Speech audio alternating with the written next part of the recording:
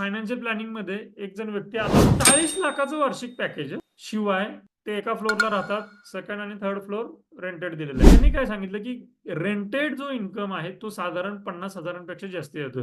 घर खर्च हा सगळा त्याच्यातून निघून जातोय आणि 40 लाखाचं पॅकेज आहे. तर बऱ्यापैकी लिव्हिंग हे ते सगळं आहे त्यांचं. इन्शुरन्स वगैरे सगळं आहे. मग त्याच्या डोक्यात विचार आला, की नाही बाबा आता आपण जॉब सोडून काहीतरी वेगळं करायचं. जॉब सोडायच्या अगोदर पण मी त्याला सांगितलं होतं, की जॉब सोडू नका. उलट मी माझं बुक दिलं त्यांना. सांगितलं, की तुम्हाला तुमचं स्किल पहिल्यांदा दाखवता आलं पाहिजे. पहिला स्किल ते बाहेर काढता आलं पाहिजे. ते स्किल मार्केटमध्ये टेस्ट करता आलं पाहिजे. तर कुठेतरी ते जॉब सोडणं गरजेचं आहे. पण त्या व्यक्तीनं ऐकलं नाही.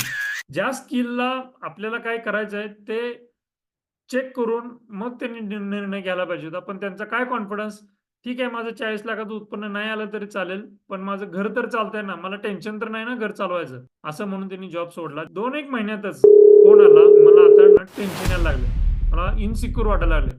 मी रोज काय करतोय, काय नाही हेच मला कळेना झालंय. सोशल मीडिया आणि त्या WhatsAppवरती एवढा वेळ जातो, की मला काही कळत नाही.